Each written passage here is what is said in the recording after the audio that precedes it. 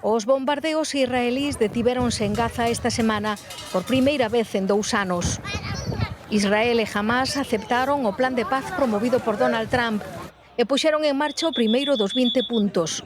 Alto o fogo na franxa a cambio da liberación dos reféns.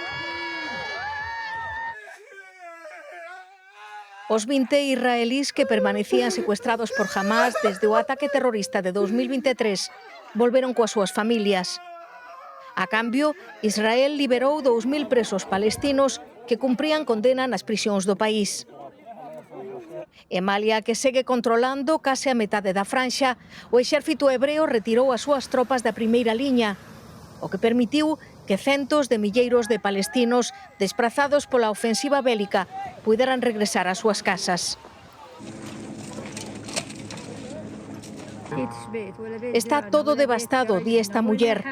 Non identifico nin onde estaba a miña casa. Non temos vivenda, nin comida, nin traballo. Quedamos sen nada, lamenta este home. Necesitamos axuda para sobrevivir e despois queremos vivir en paz. O clamor deste gazatí reflicte a incerteza do momento en que moitos se preguntan se realmente acabou a guerra e que vai pasar agora.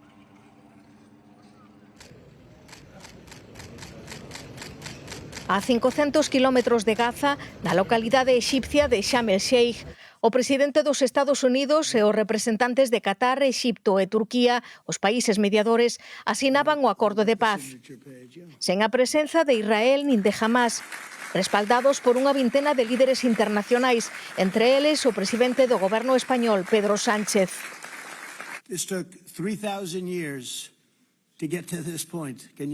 Fixeron falta 3.000 anos para chegar a este momento, dicía un Trump exultante polo éxito diplomático. O presidente estadounidense, que acaparou todo o protagonismo da cerimonia, anunciou o fin da guerra, garantiu a reconstrucción de Gaza e augurou unha época dourada para o Oriente Próximo. Pero evitou posicionarse sobre o recoñecemento do Estado palestino, unha solución que cada vez apoian máis países como garante dunha paz duradeira.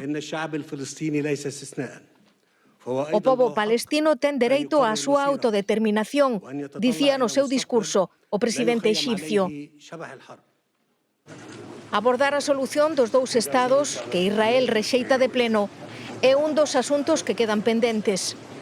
Outro, espiñento, é o desarmamento de Hamas, que Netanyahu puxo como condición imprescindible, e a desmilitarización da franxa. E tamén queda por concretar quen e como se gobernará Gaza. 19 puntos dun ambicioso plan de paz crucial para Oriente Próximo, que aínda están no aire.